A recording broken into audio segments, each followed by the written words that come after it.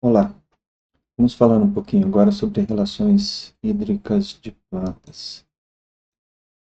O objetivo dessa aula é mostrar alguns aspectos gerais das relações hídricas solo-planta-atmosfera. E essa aula vai ser dividida em alguns momentos. Inicialmente eu vou falar um pouquinho do solo e de alguns fatores desse movimento da água do solo para a raiz. Inicialmente, isso aqui é um assunto que a gente já viu, né? Um solo em capacidade de campo geralmente vai ter valores em torno de menos 0,03 megapascal. Eventualmente vocês vão observar valores diferentes, tá?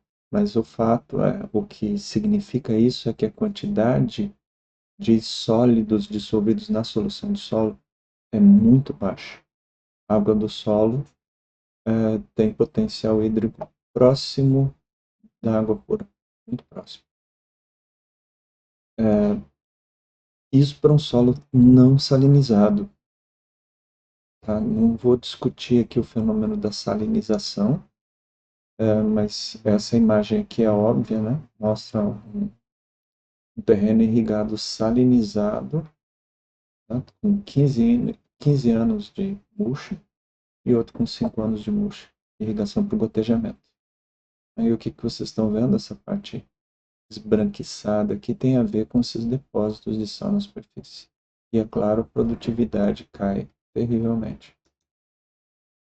No caso de um solo salinizado, nas mesmas condições que a gente falou antes, solo em capacidade de campo, ou seja, acabou de chover, está cheio de água, nós temos um potencial hídrico que varia de menos 0,2 a menos 0,8 megapascal. Para entender esses valores, é importante que vocês lembrem do potencial hídrico mínimo das plantas cultivadas, que é menos 1,5. Tá? Então vejam, nessas condições aqui, ó, são as condições mais comuns de solos salinizados, uma planta agrícola, uma planta cultivada, teria condições de absorver. Ela chega a menos 1,5. Tá? Porém, essas concentrações salinas, né, essa aqui é uma tabela de salinidade de solos da FAO, que traz uma classificação conforme a quantidade de sal. Então, desde não salino até extremamente salino. Esses valores a gente usa bastante em laboratório, desses cc por metro, condutividade. E aqui os valores calculados, eu fiz o cálculo, mas é a mesma fórmula do própria tabela. E a gente vê que os valores em megapascal. Então, nesse caso, um solo indo para salinização vai ter potencial hídrico da ordem de menos 0,07 megapascal. Enquanto que um solo extremamente salino, muito difícil das plantas conseguirem sobreviver ou produzir alguma coisa, chega a menos 1 megapascal. É, é interessante, né, perceber esse efeito na salinidade e perceber também não vou discutir isso agora, mas que não é por causa do potencial hídrico que uma planta cultivada não consegue sobreviver num solo salino. São outros fatores. Tá? Entre eles a toxicidade de sódio e mesmo de cloro. Aqui tem uma relação, então, tendo um solo saturado, né? A gente vê aqui, ó, em condições de saturação, essas duas curvas que tem aqui é para um solo argiloso e para um solo arenoso. E a gente percebe o conteúdo de água no solo e como o conteúdo vai diminuindo, por evaporação, claro, mas os valores de potencial hídrico desses solos, e a gente pode fazer algo muito interessante. Dá para a gente ter uma ideia de quanto de água é armazenado. Por exemplo, um solo arenoso vai caber no máximo 10% do seu volume em água. 10%. Então, em 1 litro de solo arenoso, a gente caberia no máximo, 100 ml de água. Até aí tudo bem. Porém, ele perde rapidamente essa água. Né? Para atingir potencial menos 0,1, basta umas poucas horas de exposição ao ar. E aí ele já vai ter apenas 20 ou 30 ml de água disponível. Então, o solo muito arenoso, a água flui rapidamente, mas a capacidade de reservação dele é muito baixa. E ele perde essa água muito rapidamente. Né? O que vai fazer com que em poucos dias, é claro, as plantas atinjam o seu ponto de murcha permanente. Essas figuras aqui mostram as higrófitas, que seriam aquelas plantas suculentas com os potenciais hídricos mais altos. Né?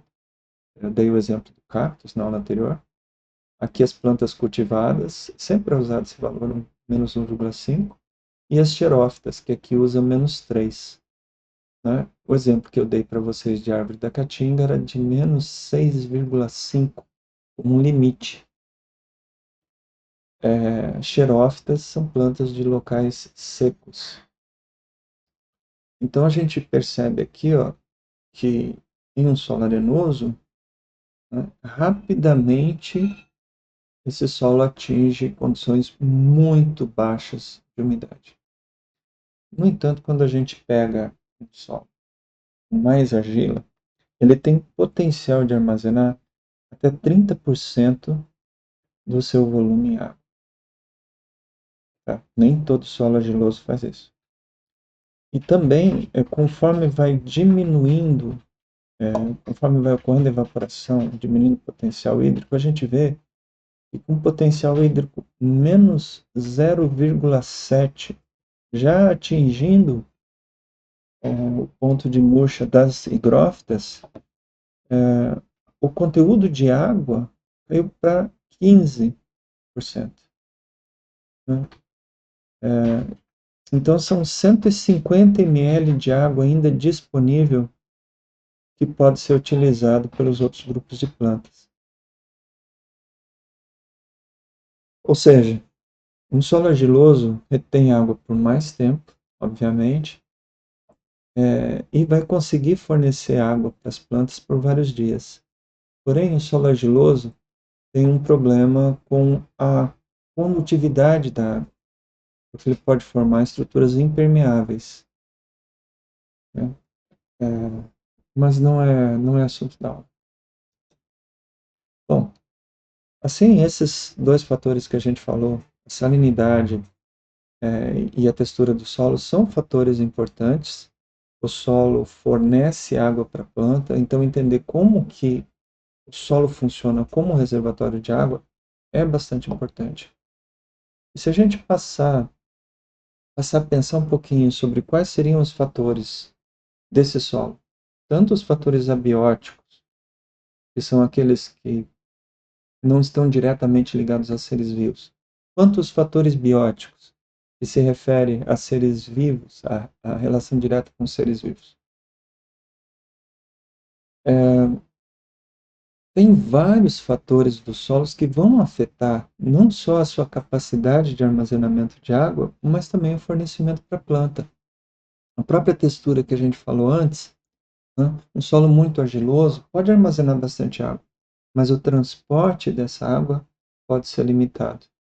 Outra coisa, pacotes argilosos no solo, porque essa argila migra junto com a água também, pode formar horizontes impermeáveis em solos argilosos, às vezes 10, 15 centímetros de profundidade. E isso impede, então, que a raiz se aprofunde. A profundidade é importante como fator de solo, porque reflete na capacidade de armazenamento de água desse solo. O solo mais profundo armazena mais água e tem água por mais tempo, desde que as raízes alcancem esses locais profundos. Então, em regiões onde os solos são profundos, mesmo que sejam mais secos, há uma tendência das espécies com sistemas radiculares profundos que tenham mais sucesso. E no caso da caatinga, uma das grandes dificuldades na região é que os solos são rasos. o que limita muito a capacidade de armazenamento de água, né? Então, a profundidade é um fator importante, a compactação, que tem a ver com argila, a nutrição mineral. Como assim que nutrição mineral é importante para o fornecimento de água? Isso aqui eu coloquei aqui, mas isso é um, vamos dizer assim, que é um valor indireto. A nutrição mineral, ou seja, a disponibilidade de determinados nutrientes, não afeta a disponibilidade de água no solo, mas afeta a capacidade da planta de absorver água. Potássio, por exemplo, é um agente osmótico, como eu já comentei, mais importante entre os nutrientes minerais. E um solo rico em potássio vai estimular as plantas a ter uma melhor relação, um melhor controle, tanto na absorção quanto no fechamento dos estômagos. Essa relação não é tão absoluta e direta assim, mas o potássio é bastante importante para a planta lidar com as relações hídricas. No caso do cálcio, está citado aqui também, isso tem muito a ver com o pH do solo. Em solos ácidos, o cálcio é indisponível, e nessas condições é um fenômeno interessante porque as raízes não conseguem se aprofundar. Também é uma característica da nutrição, que eu não posso explicar agora, mas as raízes não crescem em solos que não têm cálcio. Então, solos muito ácidos vão ter raízes com crescimento limitado. Meristema apical não se desenvolve. Um encharcamento do solo ocorre falta de oxigênio. Aí não é o excesso de água, é a falta de oxigênio. E a falta de oxigênio limita a energia da planta, que por sua vez limita a absorção de nutrientes, ou que por sua vez impede a absorção de água. Se a planta não conseguir acumular solutos dentro dela, não conseguir produzir energia, ela não consegue absorver os nutrientes. E por causa disso não consegue absorver água. Ela murcha dentro da água. Outros fatores, né? Presença de pedras, declives, eu não vou discutir isso aqui por causa do tempo, mas a gente pode pensar em uma série de fatores do solo que podem afetar. E ao entender como esses fatores afetam, a gente também pode entender melhor o que a gente pode fazer para melhorar o fornecimento de água para é, E aí, no caso de fatores bióticos, tem vários, claro. Por exemplo, em uma cultura, a competição com outras plantas é um fator extremamente importante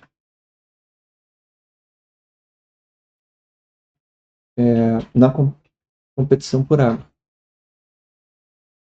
Limita a produtividade das plantas. Outros fatores bióticos importantes estão relacionados à matéria orgânica, ou seja, aos resíduos de folhas que são eliminados pela planta e que cobrem o solo e que eventualmente também são incorporados dentro do solo a partir de raízes, organismos que crescem dentro do solo. Tanto a matéria orgânica dentro do solo quanto a cobertura morta estão fortemente relacionados com a produtividade desses ambientes e com a água. Por outro lado, né, desses eles auxiliam muito, né, tanto a matéria orgânica quanto a cobertura morta, auxiliam a capacidade dos solos tanto de melhorar a condutividade hidráulica, quanto também de aumentar a reservação de água. Mas na nossa região, matéria orgânica não dura muito dentro do solo por causa das altas temperaturas, especialmente se o solo estiver úmido. No caso da cobertura morta, ela tem um papel extremamente importante, especialmente na nossa região, porque controla a temperatura do solo, controla o crescimento de outras plantas, controla até a absorção de água pelo solo. É um aspecto que eu quero ressaltar aqui também, apesar do nosso tempo restrito, para que vocês tenham atenção para isso aqui, a cobertura do solo. Por fim, pragas e doenças, né, que podem tanto destruir o sistema radicular, e com isso, é claro, vão afetar a absorção de água. Bem, falando então no fluxo de água do solo para a planta, né, aqui a gente tem quatro exemplos, quatro grupos de planta, e vocês veem o potencial hídrico medido na raiz, no caule, nos ramos menores, nas folhas, até a parte aérea. Nesse caso aqui, ó, uma árvore, a gente tem três condições, né? Às 5 horas, que deve ser a madrugada, que a gente chama de pré-dawn. Depois, às 3 horas da tarde, já bem quente. E num dia de chuva. Aí vocês reparem que os potenciais hídricos pela planta, eles vão mudando nessas três condições, né? O solo tem uma quantidade de água já baixando, né? Não é o ideal, mas vocês veem aqui, ó, como continua baixando de menos 0,6 para menos 0,7, menos 0,9, menos 1,2 e menos 2,5 megapascal. Ou melhor, é isso mesmo, menos 2,5 megapascal no ar. Ou melhor, nas folhas, né? Na ponta das folhas, menos 2,5 e aqui menos 4. Então, na mesma planta, no mesmo dia, a gente tem variações de potencial hídrico, dependendo de alguns fatores, como a temperatura e a luminosidade. E aqui, num outro período, em condições de chuva, vejam que o solo não está mais úmido, né? Mas a gente vê aqui, ó, que o fluxo pela planta acaba diminuindo, porque também o gradiente é menor, de menos 7 para menos 1,2. Em compensação, a transpiração, a perda de água pela folha é maior. Aqui a gente vê outros grupos de planta e aí consegue entender melhor como é que esses grupos funcionam, né? Vejam que todos eles têm um potencial hídrico do solo mais ou menos semelhante, mas no caso desse agave, reparem, menos 0,38 na parte aérea. Isso aqui tem folhas suculentas. A gente tem alguns tipos de agave aqui na cidade também. E essas plantas suculentas, caracteristicamente, têm potencial hídrico muito alto. Ou seja, uma planta dessas só consegue absorver água durante a chuva. Essencialmente durante a chuva ou logo após. E é claro, o sistema radicular daí vai ser extensivo. Aqui a gente vê o potencial osmótico de alguns grupos de plantas, se refere ao potencial osmótico das folhas, mas dá uma ideia do que seria o potencial osmótico mínimo, que é o mesmo potencial hídrico, nesse caso. Que seria a condição menor possível dessas plantas. Né? E vocês reparem aqui, plantas de espécie esclerófitas e plantas de deserto, elas conseguem chegar a níveis de potencial hídrico muito baixo. Ah, mas eu não tinha falado que era só nas raízes? Não, toda planta tem que baixar o potencial hídrico. Porque o potencial hídrico nas raízes tem que ser menor do que nas folhas.